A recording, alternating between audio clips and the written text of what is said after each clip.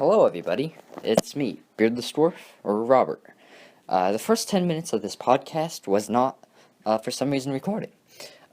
You can blame games are fun, so go over there, send a mail. Just kidding. Don't do that. Actually, you can.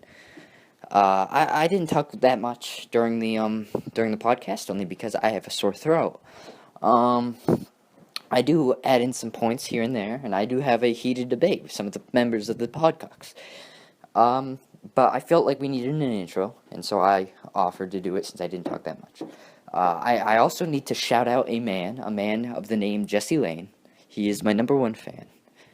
This is a shout out to you, personally, to you. You're great, man. Keep watching.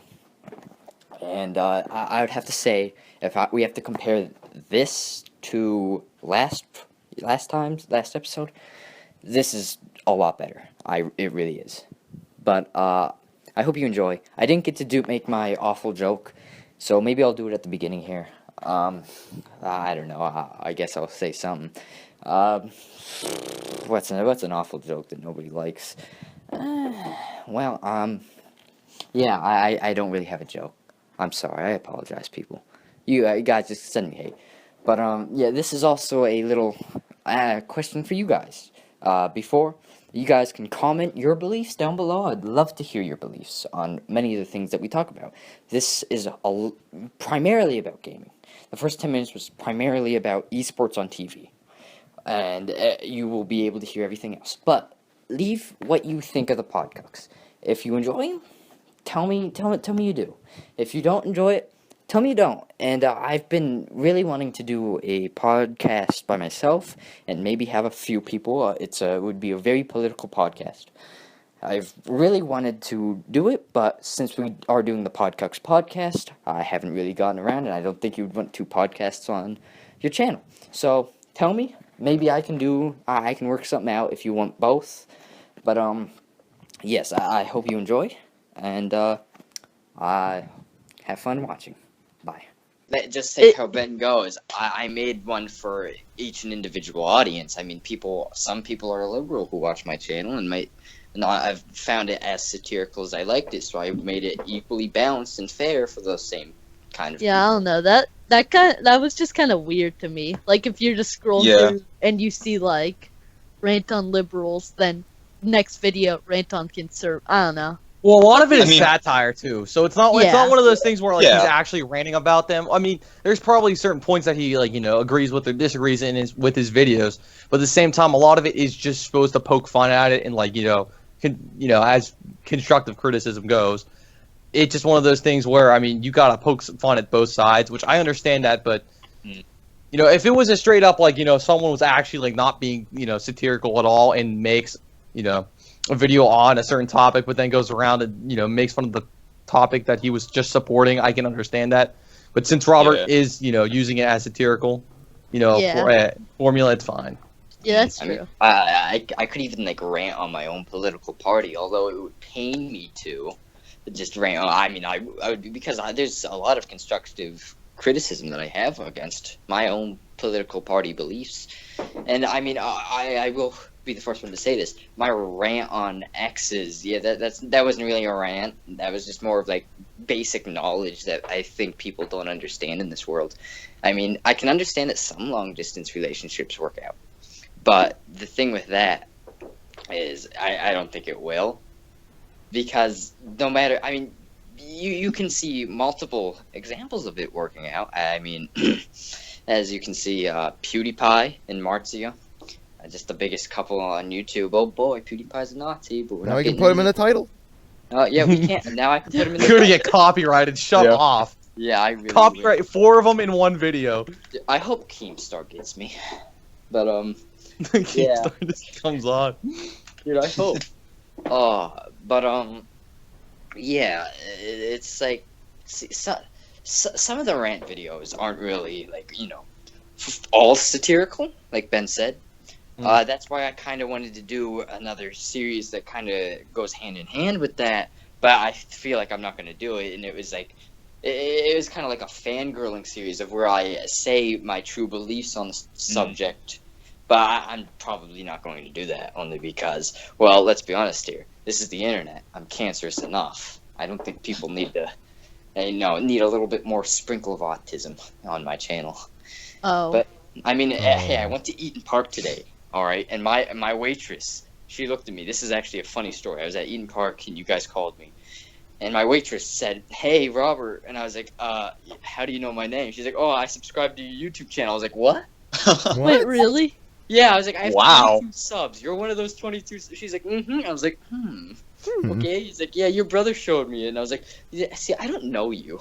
I don't know who you are. Do you want an autograph or something, bud? Yeah, I was like, wait, do you want an autograph or something? I only gave that to Jesse Lane. Look at that. Number one fan. He got announced twice in this video. He should be happy. Hope you're watching this with your girlfriend or whoever. About that.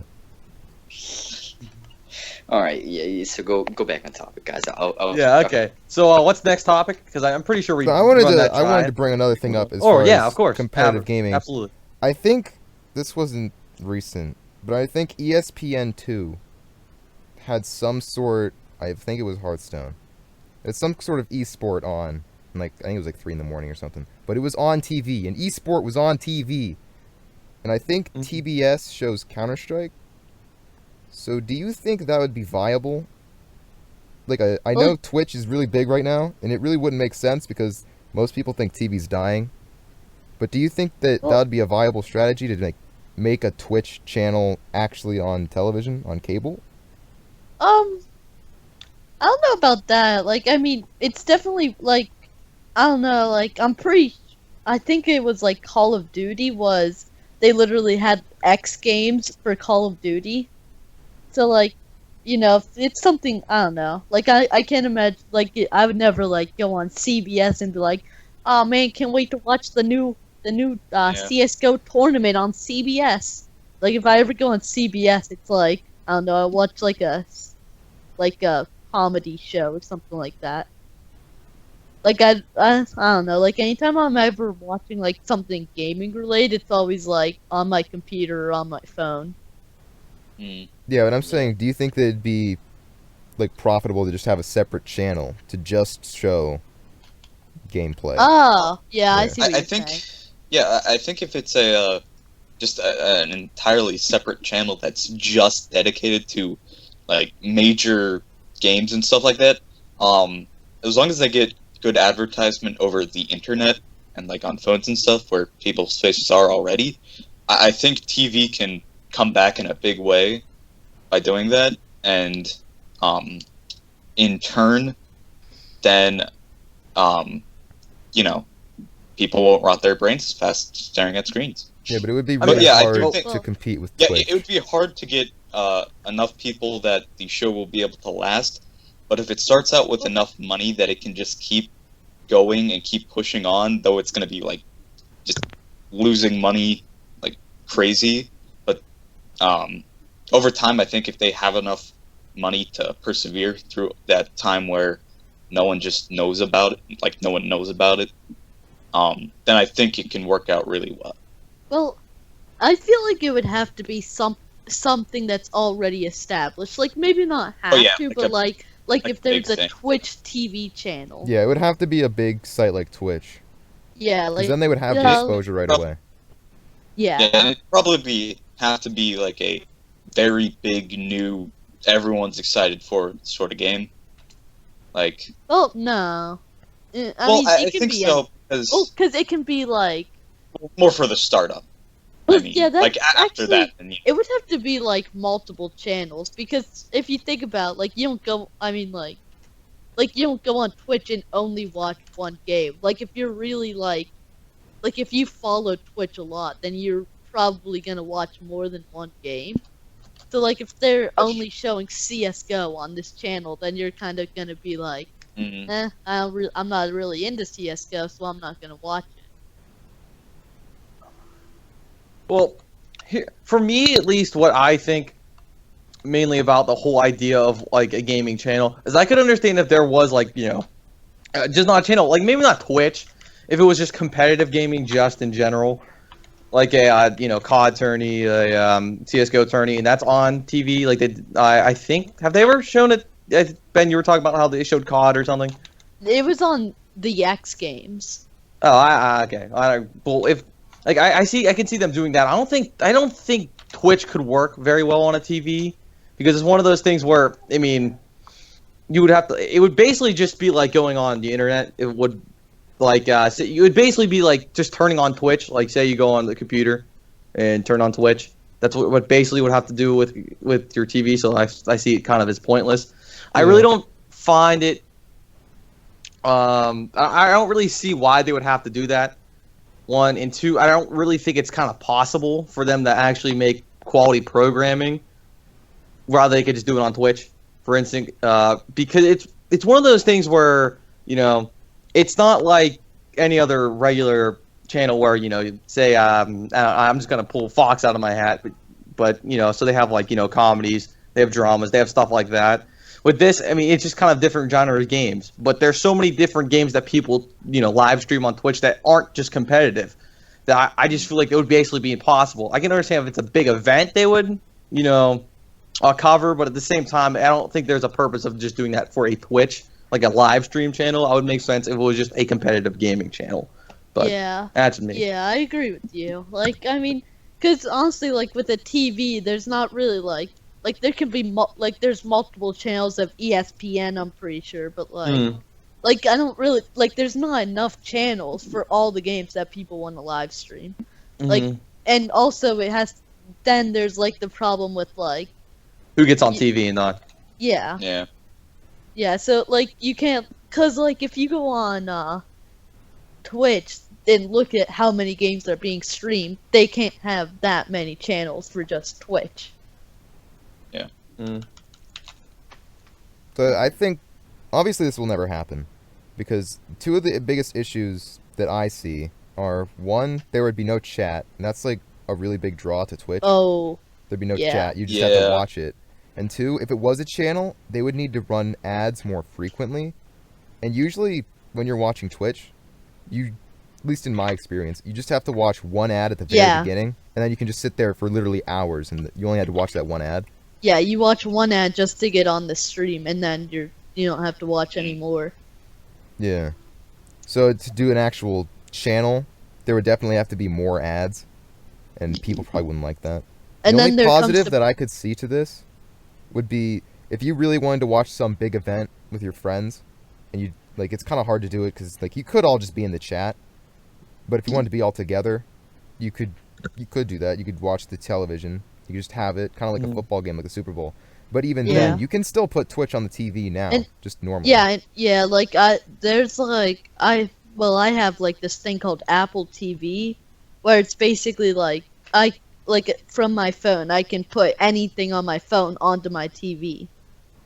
Like there's a bunch of others. So it's kind of like what mine is, but it's just a smart TV. So I know there's I know there's a bunch of other stuff that can do stuff like that, but that was just an example.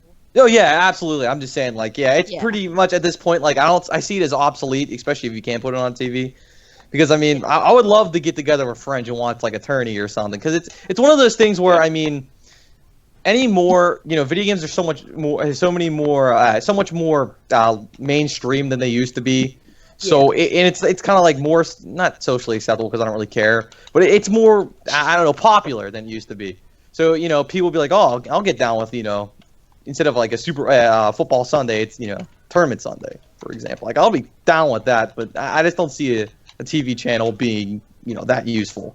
Yeah, I don't see it being useful. I don't see it making very much of a profit, and I mean, and a TV channel takes away all of the things that make Twitch really. Being able to find any stream you want, being able to find any game you want, being able to donate and have them read exactly what you're saying, like the streamer read exactly what you're saying, and being able to, I mean, I guess you could probably subscribe to them, but I don't know.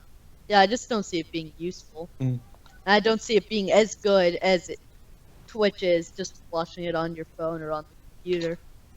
On that note, actually, with everything that's been going on anymore, with like live streams, Hulu Plus, Netflix, stuff like that, streaming networks. I mean, those are obviously factors to TV dying after all, but it's not really dying. You know what I mean? It's less popular than it used to be. Mm.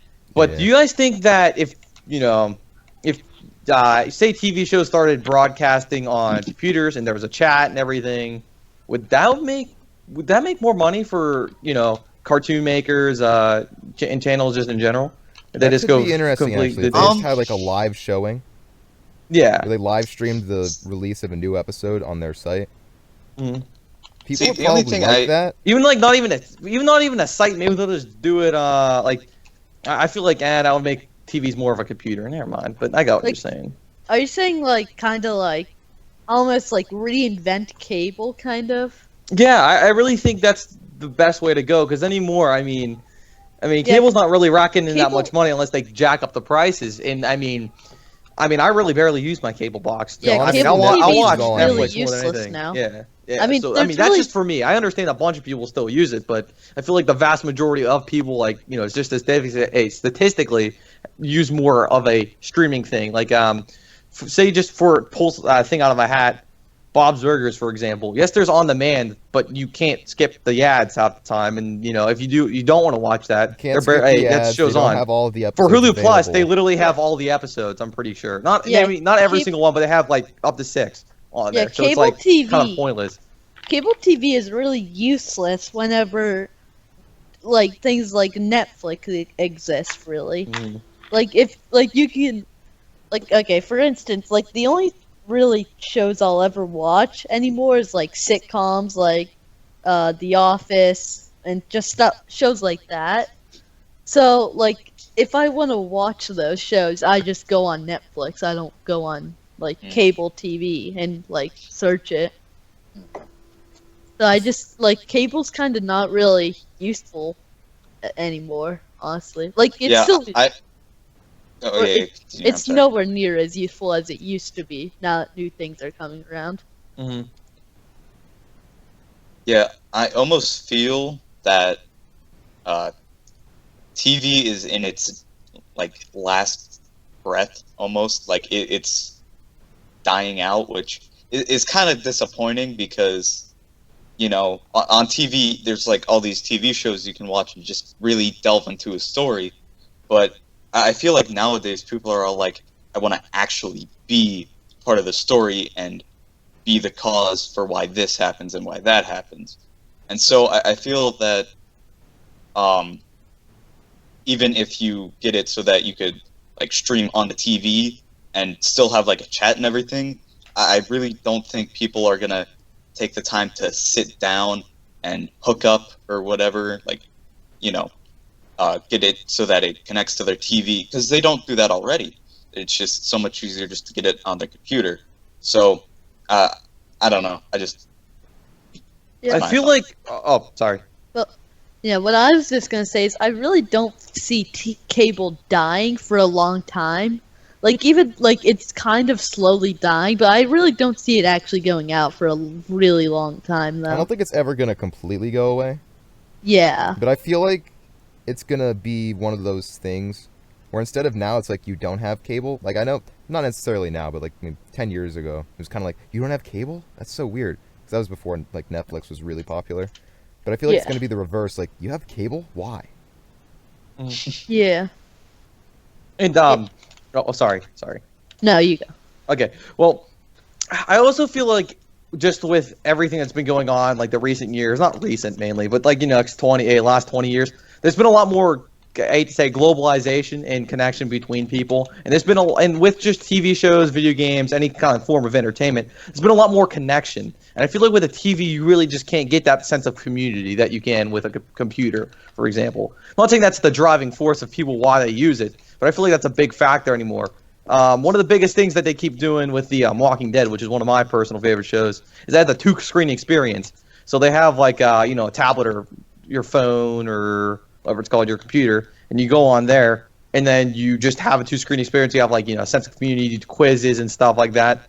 So I feel like that is a major driving force that you just can't get with the TV anymore. And I feel like, times change, obviously. And I agree with you guys. I don't think it's going to totally fade away, in 10 days, useless. But I mean, I feel like Derek's right. At a certain time, it's just going to be like, why do you even have cable at this point? Yeah, so. and like some of the like things that like you would have cable for kind of going away too, like I don't know, like I don't watch WWE. I know Robert does, but like they have like they have like their own network now, so like it's not really a point to going on cable to watch it anymore. It's like a lot of companies that would earn cable a lot of money are kind of like going away, which could be bad for that. Before I forget about it, Chromie, you mentioned the 2-screen experience. I just want to say you should be thankful for the people who pioneered that technology.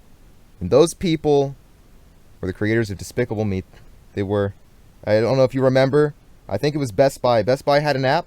You had to download the app. Once you had the app, if you watched Despicable Me, it told you what the minions were saying. I was fully immersed. I remember that. That. See, that's pretty cool. I never actually fully got immersed. it. I never actually saw it, but I remember that. I remember the ads. I never actually got it. Yeah, I remember those. I remember ads. looking at it. I was like, why would you want to know what they're saying? Whatever. Is that the whole point of them? Whatever. It's funny because you can't understand what they're saying unless they're saying banana. That's funny. They made $1 billion with the Minion movie, I'm pretty sure. $1 billion. It's kind of like if you started making, like, I don't know if you guys ever watched King of the Hill before. Oh, yeah. But there's, I know Robert has, but there's this character, what is it, Boomhauer? Is that how you say it? Yeah, Boomhauer. Literally, it's like if you had an app to make him, like, what he would say, like, in regular English, because he's one of those people that goes, and he's just talking, he's mumbling. Like, he's making sentences, but they just don't make that much sense. Like, I don't know, I feel like that's just the whole point of their character, is that, like, you just don't understand them. Yeah. That's a whole different story. Yeah. So, I mean, that's just a whole other story for a whole other day. Or a whole other, if you guys want to go on that topic, but whatever. Hold up. I kind of have my own topic. You guys might not have heard about this. It does involve esports. I'm not sure. I like it. Heard about it. But it's kind of like a feminist movement. And it's a feminist movement I 100% fully get behind, because this is a South Korean movement, and they're called the National Diva Association. And it's called that because of how the women are treated in esports in South Korea. They are treated awfully. If you can go over there, you can see how they are treated during any game tournament. It has been proven that they will be turned down just because of their gender, which I find a little bit awful. And so it started as a random Twitter page with the usage of Diva's bunny emblem. And it started as just some guy floating around on the internet tweeting about this. And it got millions and millions of supporters, and it became an association. And I just thought that I'd bring that to attention. Yeah, I remember in ye early days, well, not necessarily early days, but when I was big into Hearthstone, if there was a female player who was playing in the tournament, the casters would probably make some joke. I remember there was people got upset about one person, because I think he said one of the casters was like, "Oh, this guy should let the girl win because he can get those mad grill points," and I know people got upset about that.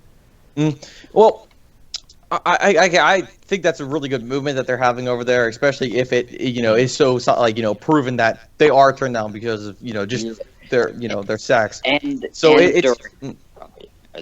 was just going to say, and during games, whenever they live stream games as a team, they are constantly looked down upon, and if they make a mistake, it is highly, overrated of the mistake, and these girls get rape threats, death threats. This is at live shows too, and people are yelling this across the room to these girls. Are they actually? Yes. It's so awful. I mean, okay, here's the deal. That's horrible. If it was over the internet, that's just what's going to happen. That's the internet. It's the internet. Hate to say it. But if it's like in person, that's a really good movement I think they're having. Like I said, especially if they're getting discriminated at. But, yeah, it's one of those things, too, where, I mean, this is just for me. and if anyone's watching, please don't take offense to this. But whenever I'm watching any type of esport, like say I'm watching Smash, like I've only seen men except this one time where I see a woman, I'm like, holy crap. And it's not because I'm like, oh, why, she shouldn't be playing or, man, anything like that. It's just like, oh, you just don't see a whole lot of it. And I'm absolutely fine with that. But, if they are getting absolutely discriminated for, I feel like that's a great movement. But I hate to say it, I'm not saying that's, I feel like it's going to take a lot of time. Just like how any movement starts. So, I don't think there's going to be results overnight. I really wish there was, but, I think that's a good thing for them to push forward to. Yeah, like, even with just general women rights in America, I don't know. I mean, in some Middle Eastern countries, they're treated a lot worse than in America. And if there are any Middle Eastern viewers, I'm not saying that your country is garbage.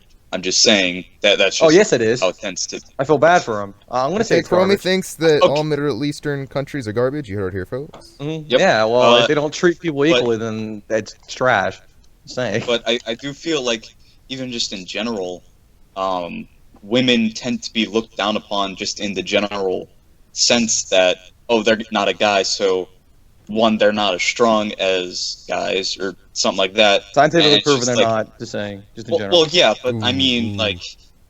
Bring out the scientific facts, oh no! But I mean, like, just, for things where it's not even a major thing if they're, like, buff as, what's that one guy?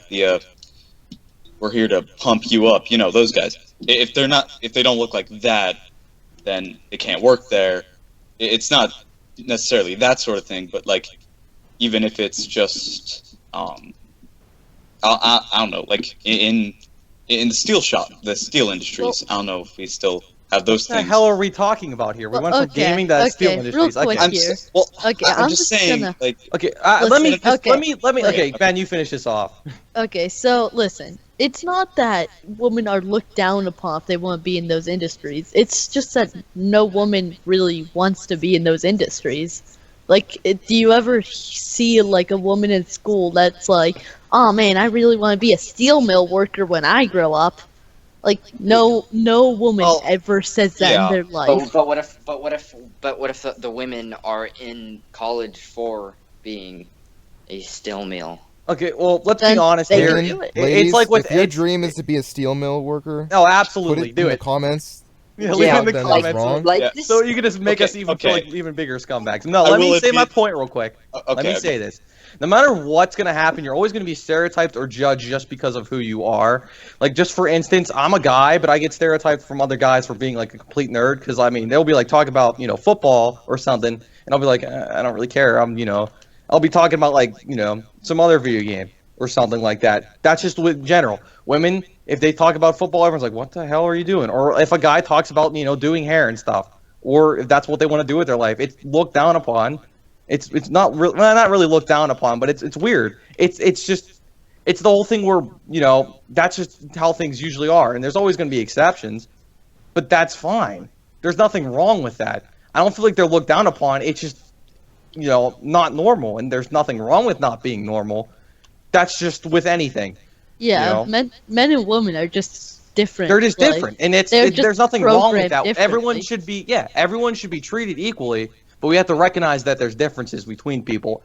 I don't think we look down upon women because they're doing different things that men want to do, nor do I think we're going to look down upon men if they want to do things that women do. It's just people are going to be different.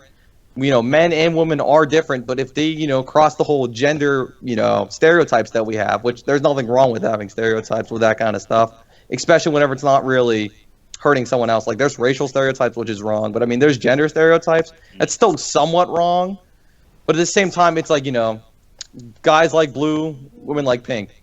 Is that really that bad? Does that, offend you? Not really. A little bit. So it's one of those things where I really just feel like there's always going to be differences. There's always going to be those people like, oh, that's weird. But at the same time, it's not that big of an issue. Yeah. Okay. I find now that was an awful choice in words. I'm sorry. But I do agree that there are differences, but the point that I was trying to make and failed at making was that Horribly. women today still aren't treated nearly as equally as men are. And so Oh I my feel like God! No, okay, we're not going into this. You literally Okay. just told me the other day that you think feminism is cancer, yet you want to talk into this. Okay, let's skip this Yeah. topic. Okay. no. Next, No, Okay, we're I done. We're done. I guess I We're did done. say that. No. Okay, all right. We're done. yeah. Okay. Next topic. No, what- moving on. Take it What are we away. going on to? Okay. Well, I guess this is gonna be a somewhat gaming-themed episode. Yeah, basically. Guys- Should we just continue it at this point? No, we're gonna go on to the other gaming-related topic. Yeah, that's what I meant. Do you guys think that there is an oversaturation of frames per second in the video game market Oh, today? my God. Okay, Like- let me just tell this story. I put Yeah. FPS as in first-person shooter, and it's like FPS as in frames per second. Yeah, Yep. because Ooh, there I'm really so needs to be an smart. oversaturation. Okay. Yeah, there's. I hate when I just get Yeah, I ain't 1,000 never frames. It's too many I just frames. hate it. My 60. Ooh, It I annoys like me so much. Like, Yeah, man, it- I really want It 15 just ruins frames the per game, to second. be honest. But anyway, so The what thing do you that, guys actually confuses think of? me? For some reason, people always make that mistake. What surprises me is they think that FPS automatically stands for frames per second first, and not first-person shooters. You would think it would be the other way around. Yeah. Yeah. Well, you just have to look at context, really. Eh. And going into the actual topic, what do you guys think about? Like, I mean, I'm not saying that first-person shooters anymore are just really damn common. Like, even Yeah. third-person shooters, just the shooting genre has become Yeah. like Gears of War, Halo, Call of Duty, Overwatch, TF2, stuff like that. That just to name a few of them. Yeah, I mean, like, What's you guys' opinion on how that there's so many? okay, Just- well, it seems like every game is trying to incorporate some sort of like first-person shooting aspect. Maybe not even first-person. Like I think GTA is more third-person, second. I don't know, but it You has can play some sort it of doesn't element really like matter. that. yeah, like, me, I'm mainly a first-person shooter player. Like, Yeah. I love, like, I hate the Hey, new play what Call you of want to Duties, play. I but- have no problem. Yeah, like I love like Black Ops 2, Call of Duty 4, H1Z1. Like I just love games like that. Halo, I like Halo Reach. Mm. But like honestly, like recently they're kind of like I hate every Call of Duty since Call of Duty Ghosts has been awful. And Black Ops 3 was okay, but like they're kind of just getting bad. Like it's just kind of like, hey, we're gonna add some sort of supply drops in, and you're gonna have to pay to get them. And if you don't pay, then you. Overwatch is probably the exception. While it does have stuff like that in it, like that's like the one game where, first of all, you don't really get like anything that's gonna change the game. And it's like you can actually get like really cool skins. Like I've never bought anything on Overwatch, and I have like a couple really cool skins. So like I think that's like an example of how you do it well. But like Call of Duty, like they remastered Call of Duty 4 and then added supply drops into it. Like okay, I lost hope for that. Here's the deal. I feel like it's one of those things where I'm totally fine with there being a bunch of first-person shooters as long as they do something different with it. But with like games, I feel like there's been an overwhelmingly not demand. Obviously, a lot of people don't like it, but a lot of I don't know. A lot of just companies use microtransactions as like not a selling point to their game, but a big factor of their game, and I don't understand why. I'm fine with if it's skins. Like I get that. Like I mean, I paid for H1Z1 skins, and I got an ultra rare, and I peed myself a day, so it doesn't even matter. But I'm just surprised that it has changed from so much of just getting a working towards something in game, for example, to earn like a skin or like a cool item to just paying for it or getting it out of the lock. Yeah, that's what Yeah. That's another thing. I don't like how what used to be unlockables in games are just turning into DLC. Yeah. Yeah, 100% DLC is with weird. you. I mean, I like DLC, but at the same time, if it's like bullshit, like it's on disc content or it's already in the Yes. files On Yeah, this literally. content. or Okay, stuff that like that. makes If it's not worth it, then I don't get it. If it's like a $5 DLC for like a whole campaign, that's pretty good. Or you spend some money, you get some new fighters or something. That's cool. I'm talking about like $30 for like something that's garbage. Then no, thank you. No, Yeah. thank you. There's Yeah. there's some things that are worth it and some things like Call of Duty Zombies. Like I will 100% buy those DLCs. Those are amazing. $15 for those. That's awesome. But like there's some things that are just like, why would I ever want to buy this in a million years? Like who buys this kind of stuff? I think See, one for company me- that Oh. definitely did it You go. right was Nintendo with Amiibos.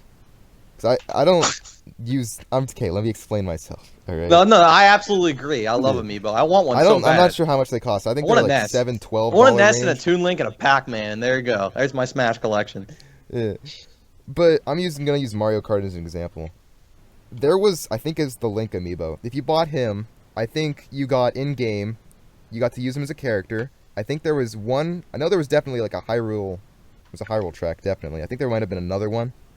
You also get a there's little two. figurine. I'm pretty sure that you can get. So from that's just a lot of using stuff. You had Amiibo. the figurine for just the collectible value alone, which people would probably pay the money just for the collectible. People have done that. I mean, But I feel would. like you're getting a lot there. It's Yeah. not like something else where it's like $15 for maybe 2 or 3 more hours of like an alternate campaign. But the best part about those is just going from like say to Link Amiibo. There's this game called Hyrule Warriors, and I love that game. But you use your you can use your Amiibo every 24 hours to unlock something new, get a bonus or anything. That's amazing. Like and it's a cross game thing. So you use it for Smash, you can use it for Hyrule Warriors, you can use it for Mario Kart and stuff like that. That is what I like to call DLC.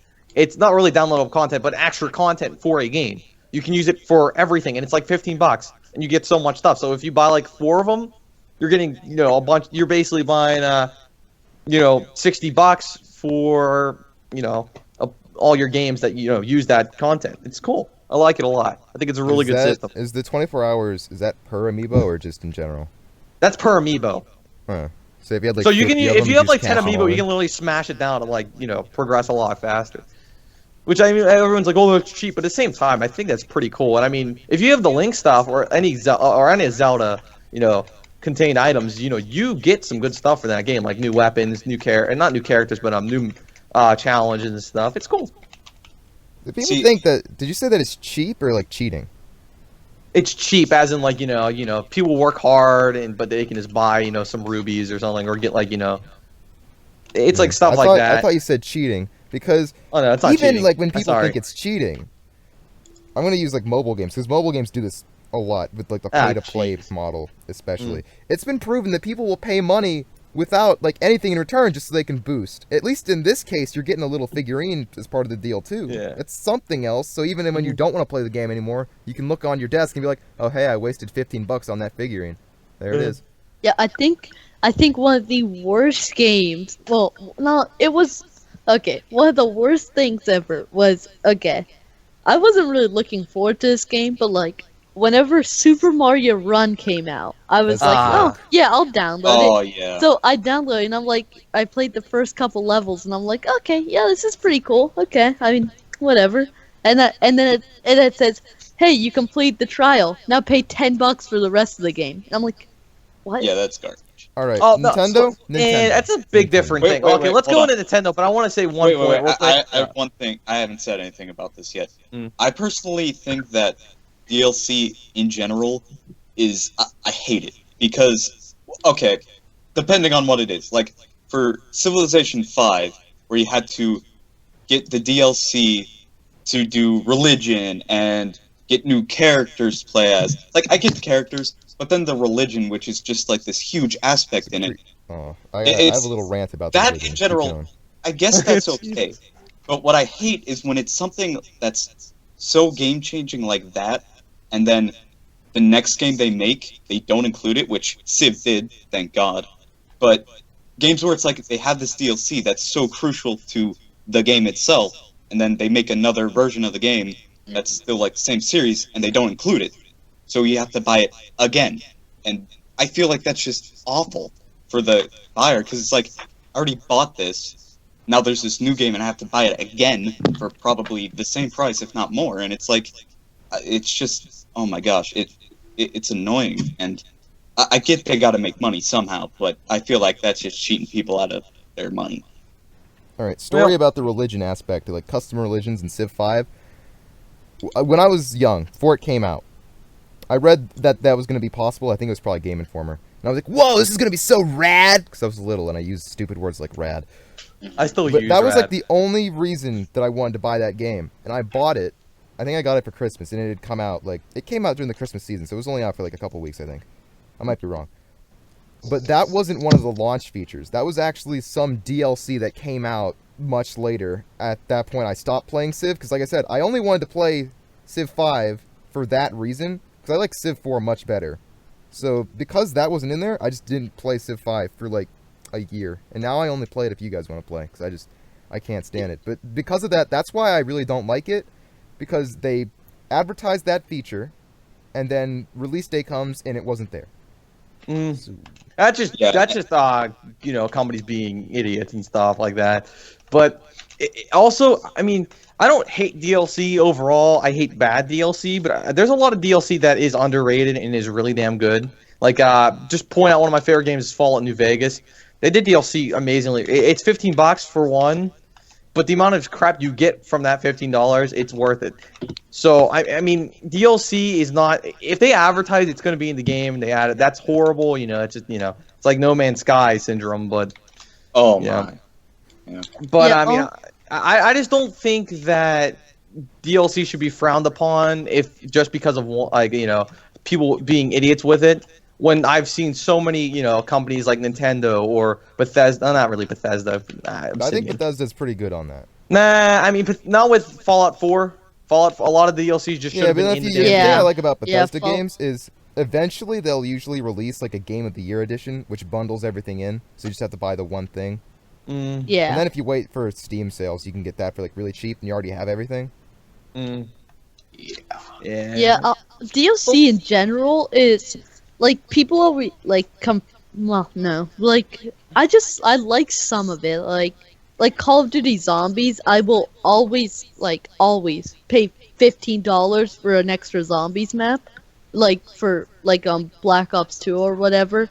Like for the amount of times that I spent playing freaking Origins from Black Ops 2, that was worth $15.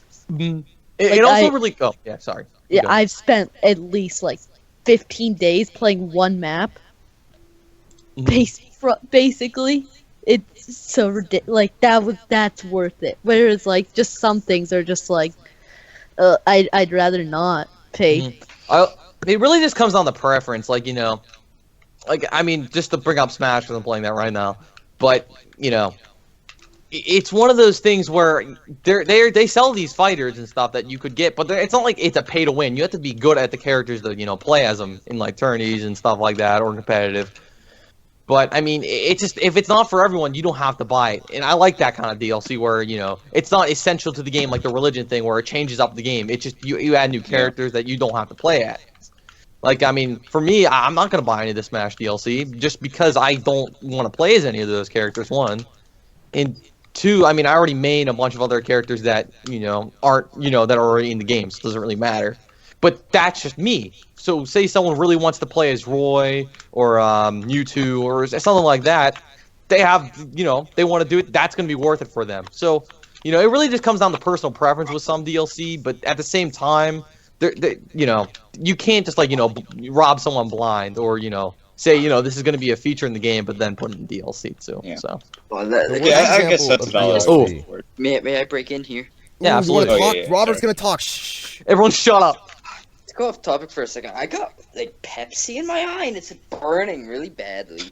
But okay, so let's talk about DLC here. I've kind of been out. I've been playing Hearts of Iron 4 as Poland, and I'm really getting into it. But the whole thing about DLC, I mean, I understand. All of your guys' I mean, Derek, you don't like Civ 5 because they said religion in that. I was traumatized, I mean, yeah.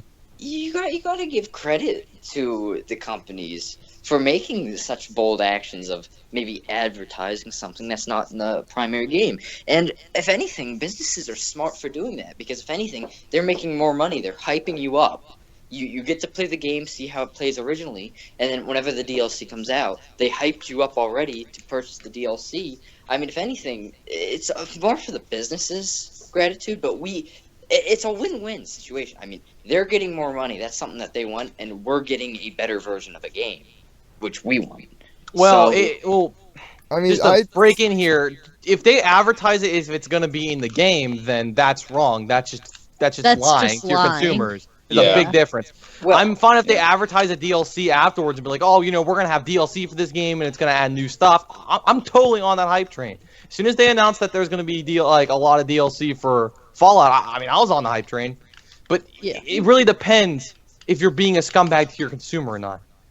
There's a big difference. Yes, I can understand, we got to give them respect because they made this game and stuff. But at the same time, the difference between, I love people that make good games and stuff, and I appreciate it because they put so much hard work and dedication. But at the same time, just because you made a really good game doesn't mean I'm going to give you the leeway to be a scumbag to every other consumer just because you want to make a quick buck. That's how it works, but it's not right. Well, I mean, okay, I'm not here to call anybody a liar, but I'm gonna disbelieve what Derek said, because I haven't heard of a game that said, other than No Man's Sky, that says that, hey, all this is gonna be in the game, and then whenever the main game comes out, I mean, especially with a game franchise as Civ 5 with a successful Civ 4, as you love it, Derek, why would they do that to their fans? I mean, granted, okay, this was, like I said, this was a long time ago. And they might not have promised it at launch, but they also didn't outright deny it. But that's still kind of BS that they're going to literally give you an idea of what, the DLC is going to be about instead of just putting in the game. It's kind of like with on-disc content, with Destiny, that say just to pull this out of the hat, he said they're going to have, this campaign, they're going to have this and that, and it turns out to just be an expansion pass.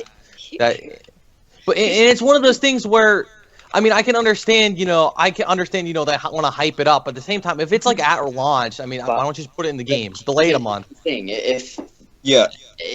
sorry. Okay, you can go. I'm sorry. I'm just gonna break in here. The things that you guys don't understand is companies do this all the time, where they say, hey, there's going to be, this in the game. We're going to implement this game. Maybe not at launch, but it's going to be implemented in the game.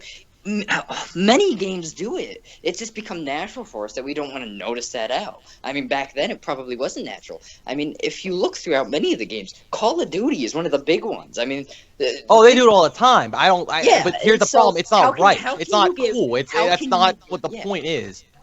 Keep going. How can you give hate dedicated whenever it happens all the time? And because nobody complains about it. Nobody complains about it. I do complain about it. They complain. I don't complain about everything on the daily. You know that, right? And one thing is that just because, I don't like something and this is the first time I've ever complained about it, doesn't mean this is one of those things where I'm on the bandwagon or something, and it's one time I don't like it. I'm just bringing up examples of this. Let me ask you all this. This is a question coming from you. Now, they do this, and you all don't like it, and you probably complain about it to yourselves. But how many of you would continue to buy that game, and then the DLC comes out, you would buy that DLC? That's the thing. When I played the game the first time and saw there was no religion, I stopped playing the game. The only reason I did get the DLC was because you guys wanted to play with me, and you guys had the DLC, and I couldn't play with you without it. If that wouldn't have happened, I wouldn't have bought the DLC. Mm-hmm. For me, this kind of is... I'm just busting in here. It's kind of like with early access games. I know it's a little bit off track right now, but with early access games, it's the same sort of thing where developers promise all of this wonderful, amazing stuff, and then they give you an early version of it, and then people play it, and they're thinking that people are going to get hyped about it, but if they wait too long to provide it, then they're just going to lose interest in the game, which is the same thing with DLC, because if they don't get it out in a fast enough time frame, their consumers who are really hyped for it are going to be like, well, where's the DLC? You're not delivering on it, and then they're going to rush it out, and it's not going to be great, and then they're going to get really upset with them. And I feel like if they, I feel that, okay, I lost my train of thought, but yeah, so. Well, I feel like that's a whole different topic altogether, and I know you point that out. I can see where he's coming from. But I know, I totally know what he's talking about, but like that's just two different situations. And also, I mean, going back to what Robert was, debating about is, putting up the point was, why would, if you guys complain about why would you still buy it? There's a big difference. I mean, with the examples that I put out, the whole Destiny thing, I didn't have prior knowledge of that. I totally thought that it was that. That was just me, not being informed enough. And the whole Civ thing with like the religion, you gifted me that, so I had no clue. And with Fallout, they never brought up they were going to have that. It was just going to be said they were going to have 3 DLC, and then they brought it up later. Yeah, but I mean, it's everyone's personal experience with that game and what they want to do. You can do whatever the hell you want with your money. I'm just saying, I don't like how they would do something like that. I can understand your point, but that still doesn't make it, right or logical or any. That still doesn't make me pleased with it. It's understandable. I mean, but the thing with the markets and the thing with the businesses here is I feel like this is something that everybody is missing out on. Even people out of this, people who don't even care about this. The markets and the businesses do not care to make you happy. They are care for. That's the point. Is that that's the whole point. We get that. That's just you want how it's evidence always of going to that? be. I can provide you evidence with that. No, Right. I got evidence. It's always it's obvious. That still doesn't make it right, or we're not going to complain about it. We complain about it. This is just a point of conversation. Yeah. This is not like targeting markets and targeting industries about man, I hate how they do. Well, we hate how we do it, but we're not going to be like, well, we're not going to do this. We hate industries because they do this. We don't like how they do it. I don't like how corporations jack up prices and stuff because they'll buy their products, but that's just how things are. It's always going to be like that. I understand that, but that doesn't change the fact that I still have the right to complain about that. Now, let me ask this question here. Now, tell me the difference between, let's say they announce that there will be DLC at launch, but the things that they said that they would be, but they are not in the correct time period that they will be in DLC. Or they have the game, it's launched, and then they announce the DLC, and then you have to wait 4 months to get it. What's the difference between they announcing the DLC for the game that is like maybe 2-3 months old, and then they say, oh, you guys are gonna have to wait 5 months, or they say that there's gonna be DLC at the start, the game comes out, and you already know the DLC is coming out? I mean, the difference is between of how long and what content is it form in. If it's on this content that they're just locking off to the player, so you have to buy it, that's bullshit. But I mean, yes, there really isn't a difference. I mean, it really just comes down to the hype and marketing and stuff like that. Yeah. But I mean, like I said, I'm all for buying DLC and stuff that they want to do. But at the same time, if they false advertise or it's to the point where it's on this content, or to be honest, it should have just been in the game. That's not hating on corporations. That's just a criticism to their game. That's like if you review a game and the DLC adds a whole new feature to something, but it feels like that should have just been in the game. That's just criticism, and that's the whole point of having a free market and having freedom of speech, is that you can criticize these things. So what you're trying to basically say is that just because we're complaining about it means that we're hating on businesses. That's my gist. But that I don't know. That's what I just got from you. No, what I'm kind of asking about is why complain about it at all if it's just going to happen, and why not just live through it? Because why do you complain about certain things if it's just how life is? You want to get stuff off your chest. It's like with anything, just in general. Things are still gonna happen.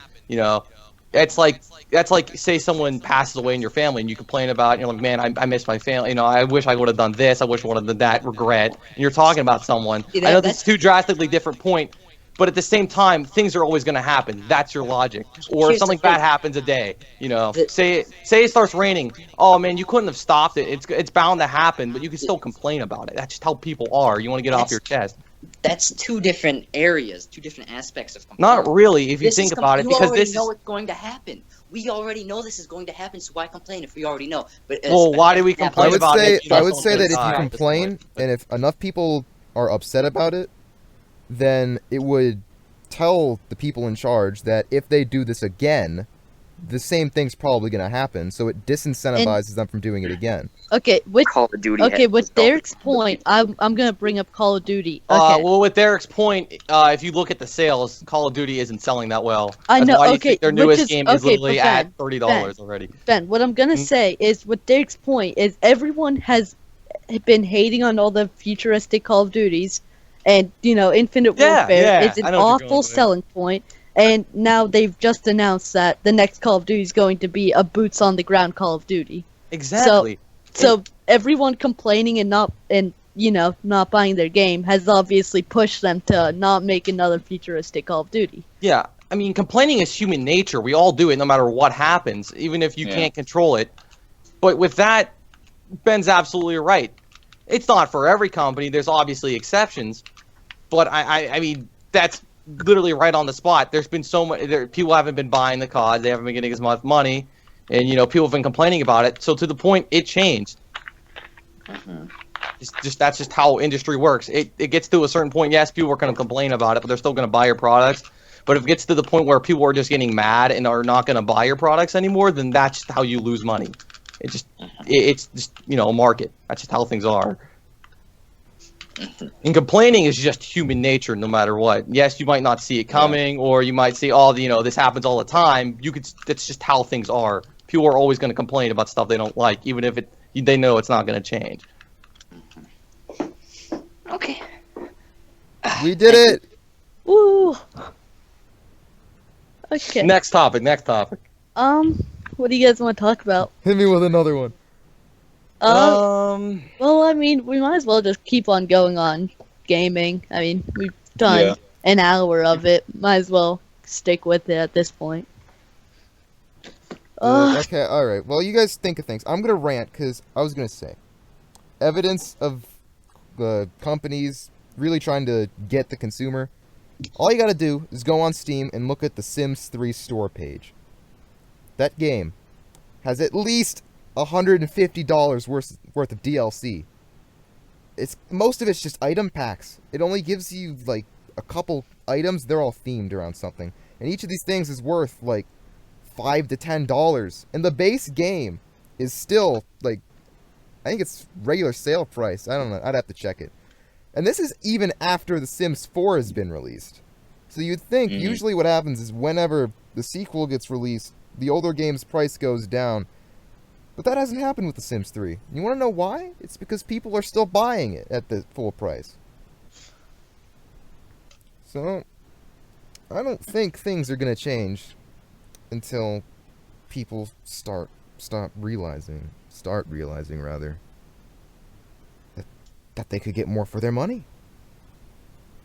Exactly, and I feel like that's just how things are nowadays, is that it's not gonna, stop until people stop doing it. That's why, with Destiny, for example, a lot of people complained about it and how, year 2 happened. I'm not gonna go into that much detail about it. I stopped playing the game. I didn't buy anymore. It's not worth it to me. I complained about it because of just how much shit that should have already been in the game. So I was done, and I just put it away, sold it, got $3 for it. I probably could wipe my butt with that $3. Nothing else you'd really get from it. But I just moved on. That's what people have to start doing, and hopefully they change it for their veteran players that absolutely love that game. But only time will tell, and it's really up to them if they want things to change. Alright, By the way, Derek, Sims 3 is $20. Is it? Yeah. Okay, I just got ripped off. Check the DLC for me. DLC, $30. The Sims 3 plus University Life. No, look at plus all of it pets, collectively. plus Showtime. Oh my god. Oh man. The Sims 3 bundle, $50. My life. Oh, $20, $20. Is it actually That $20? reminds Okay, me of. so- Oh, yeah, as- you go, Trevor. So as we Read out the number. Read out the number. $79. Say it again. God, $379. Wait, what? Dude? I was being really forgiving. I only said like 150. It's like double that. jeez. Okay, so Double D. Oh, wait, okay, before you go, Trevor, 19 $20 DLCs. 19! oh my. That's what I want in my life. Okay, so going off of my previous sidetrack, how do you how do you guys feel about early access? Like, it doesn't have to be a deep discussion. That's but a just- really good topic, actually, because I've been playing a lot of early. I'm not a lot of early access, but I've been playing a lot of H1Z1 King of the Kill, and that is early access. Yeah. Yeah. Ben, if you want to go first, because I still want to think about how I'm going to phrase this, but you can go first if you want, Early or anyone else. access can be a good thing and a bad thing for me, because I mean, like, because if a game just stays in early access forever, like Daisy, yeah, like nothing got done in the past year. yeah, that's like stupid. But like, I mean, games like H1Z1, which are actually H1Z1's been early access for a long time. Actually. Very long, but they've totally changed up the game and Yeah, they rebalanced and they stuff. have completely. So they changed worked on it. the It's game. not like they they don't split it in do half. anything. Yeah. Yeah. Yeah, so games like that are early access can be really cool because like one of the best parts about Steam is like you could never play a game like early access on a console. Like they really never have early access games. So like They're like betas, but I mean that's just kind of playing the game right before it's released. And then, Yeah. then selling it to you again. So, and not selling it to you again, but like selling you the game that you just played. So it's like, oh, okay. I want to play this game. That's basically about it. I love that idea of having a trial period and be like, oh, I want to play this game and then buying it. I think that's great, but I know what you're saying. But yeah, like early access can be one of the greatest things because you get to even like some of them are free, but like even with H1Z1, it's a $20 game, but like it's early access, but like it's really fun and like you get to try out the game and you can like tell the developers what's wrong about it, whether they listen or not is up to them, but it's a really good concept. One of the big things, the biggest issues I think for early access, other than like people just not finishing the games, just doing it as a cash in, just throwing up like a half-finished game. The biggest problem is if you put a game out on early access, and there are lots of problems with it. It might still be a good game, even if the developer is like working on it like tirelessly. Their like big time to shine when their game is fresh and new, and it's going to be like on the top of like the new games in Steam where people are going to be looking, is going to be when it's in that broken alpha stage, and when they finish it, there's not going to be a lot of fanfare. So it's kind of like a balance where you have to make sure the game is in a pretty good playable state, but also like not. How do I want to say this? I think there has to be a certain point there when you put it up on early access. There shouldn't be another year worth of development unless there's a good reason for it. Because people will get tired of the game. They won't even play the full game when it comes out. And that's one of the incentives for early access. I think, what was it? I think Ark. I think it was Ark, Survival Evolved. Yeah, when that was in early access, the price was actually lowered. That's what some of these early access games do. They say, no, Darkest Dungeon. I think that's another one. In early access, because you're playing it in a potentially broken and unstable state, they'll give you a little knock off the price to incentivize more people to buy the game. And then after it leaves early access, the price goes up a little bit. It's usually not that drastic. Usually it's like $5-10. But that's another incentive for people to buy the game. But like I said, when they finish it, especially if the price does go up, not a whole lot of people are gonna see it, because it's not gonna... There's no recently finished tab on Steam. There's recently released, the new releases thing, but there's no recently finished. Yeah, I gotcha. Yeah, I feel like... sorry. You can go, Ben. But with early access games, it really depends on the variables that you guys were just talking about. Making sure the game's stable enough. But whenever a game is stable enough to be played, and there's really not, there's obviously going to be bugs, and I'm fine with that. But it's one of those things where the gameplay is fun, and they work on it. Like for H1Z1, they're constantly making updates, making sure changing out seasons and stuff. It's not like they're like leaving the game dry, and they're making people, not making people, but they're asking people to do surveys and stuff on how the game's going and stuff. And they're constantly updating it, making sure the game's fixed. They're just going to add new content, and I like that. I think it's a really good idea. Developer interaction with I access love games. That's really good interaction. when you can actually see what they're doing. You can read the patch notes, see what they're tweaking, see what they're trying to fix, see what they want to work on. Because sometimes they might mention like features they're working on, features they want to add in their little patch notes. That's really fun as a consumer because you can, like I think we mentioned it, you can say which you would like to see first. So that gives them a little bit of like sequencing, so they know what to work on first.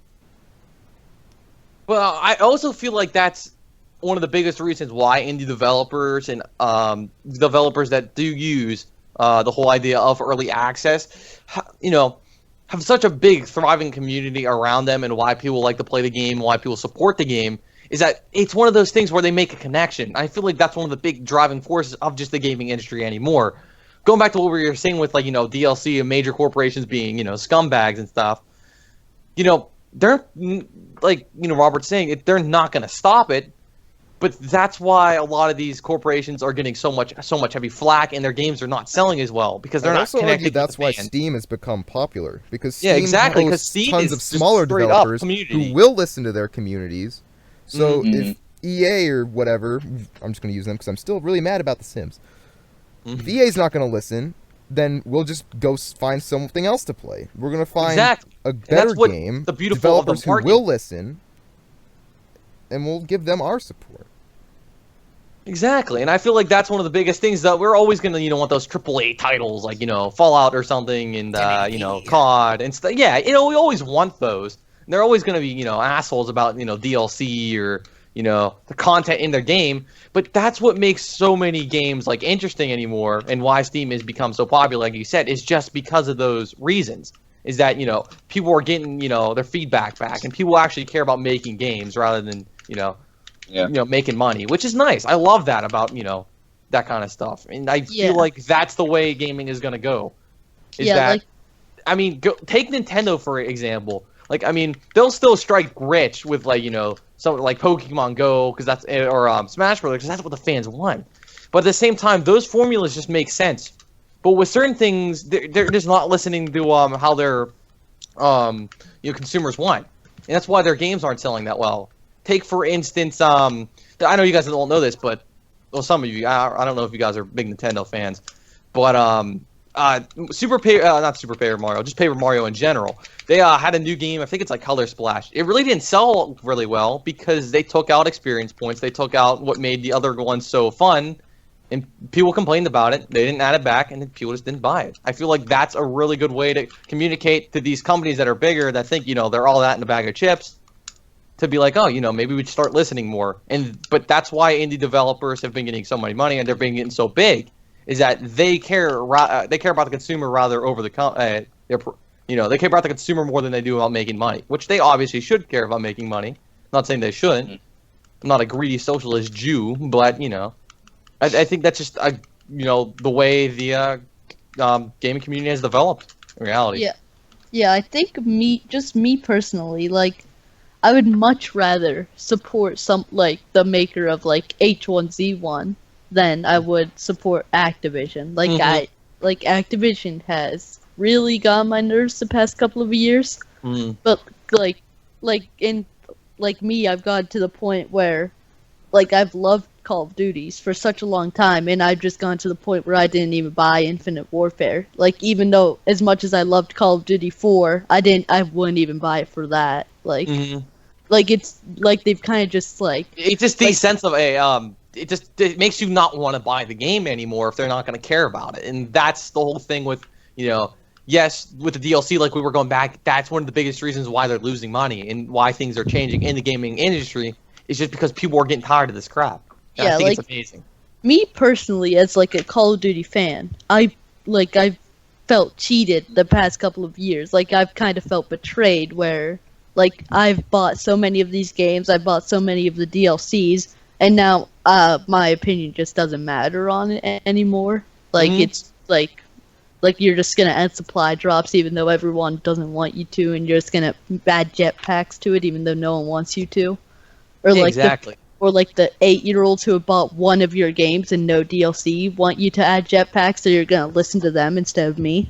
Yeah, exactly. And I mean, everyone's thoughts should be considered, obviously. Like, no matter what kind of gamer you are, whether it be, hardcore, casual fan, first time. I mean, I feel like everyone's, opinion should, matter when it comes to, like, I'm obviously not saying, everyone's opinion should matter to the point where they listen to everyone, they keep adding new stuff, but you know what I mean? Like, I feel like there's all of these good ideas that, could happen, but they just need to take in consideration all these ideas rather than just, a certain demographic of gamers. Yeah. I feel like Call of Duty is in a really interesting spot right now. Because a few years back, people criticized it because it's the same game every time. There's no innovation. And then Infinite Warfare came out. It's like, why is there all this new stuff that's so dumb? I hate it. And Yeah, granted, exactly. They should be You're trying to absolutely right. innovate. But they didn't take the stuff that the people liked from the previous games. They're just trying to add new stuff, not necessarily new stuff that They're trying to complements what innovate, but people they're not like. doing it in the right way. Well, the thing with Call of Duty is that it was everyone who was saying it's just the same game over and over again. They were never really Call of Duty players. They're just that's kind true. of people who want to criticize the game. So for someone like me, who I was a Call of Duty player, like whenever they start trying, like I never wanted them to innovate. I just wanted them to keep on pumping out games like Black Ops 2 and Call of Duty because 4. Black Ops 2 had what was I'd rather have a game that's really really fun than really really innovative and is not fun. I love games that are innovative, but I also want a game to be enjoyable. So that's just me though. So yeah, so it's kind of like with Call of Duty, it's like they kind of went like, well, everyone's telling us that our games are the same, so we should try to innovate, but still was make it kind of basically the like- same game, just with but jetpacks and cheat the system. yeah, Which makes first sense. they did that, and they were also like they were listening to their haters, well, which I mean can be it's a good thing, but like they were listening to the people who aren't gonna buy the game anyways, and don't really care at all, and then the fan base around it was kind of like, what are you doing? Like, why are you doing this stuff? Mhm. And then so now we're where we are now. Mhm. Okay, I feel like that was pretty good topic. No. Oh yeah, absolutely. Do you have anything to add, Robert? You want to challenge any of our opinions? Well, I'm just gonna say you're all wrong, and All right, I respect that. I respect your I guess opinion, I can't. but it's, I guess I not my can't opinion, so disagree. you're wrong. I guess Yeah. I can't disagree with either Robert or Derek. well, you see, all right, now, okay, I'm gonna be honest with you. I wasn't listening. I was drinking Pepsi. I'll be honest with you. But I heard something about early access. So I'll say Close enough. I'll say early access is Garbo. The end. Oh, okay. What's next topic? I mean, we've been going on for a long time. At least, Yeah. like, Wait, how long has it 20 been? minutes. Yeah, like An hour, 20 minutes. Something like Okay, I'm gonna make my final point. You're all stupid. You guys don't know anything. And now leave. that. All right, fantastic. This has been the Podcucks yeah. podcast. Hey, maybe I want to end it. Oh, you want to end it? Yeah, I want to Oh, end I it. just since did. it wasn't it. But I feel like Derek's a little better. I agree with that. Actually, let's have Trevor end it. Yeah, No. Trevor. you end it. Okay. So, this was the Podcucks podcast, episode 2. If you haven't seen the first one, go see it. It was not nearly as good as this one, but, hey, views, they're always good. So, I was Yeah. Trevor. We had Chromosome, Ben, Yo. Robert, and Derek. And we'll see you guys next time. Don't worry, guys. I'll leave a link to the channels down below. Leave topics. Bye. Oh yeah, I'll Yeah, leave the come on, topics. guys. Yeah, give us some leave topics. support. Maybe I will actually watch it so I can put time zone, time, so you can go straight to the topic you want to listen to. Maybe I'll be that generous. That I don't know. That takes a lot of Yeah, work. that would take Yeah, editing. that would take That would yeah, take I already- actual that'll work take other work. than just No, getting ah, audio and uploading it to YouTube. Exactly. That would Yeah. take some minor editing skills. I don't like it. I Yeah, don't like it at all. I don't edit a single video. Okay, let's just end this now. All right, that was it. Yeah, that is I the don't know Goodbye, what podcast. else guys. I Goodbye. might be homosexual. Bye.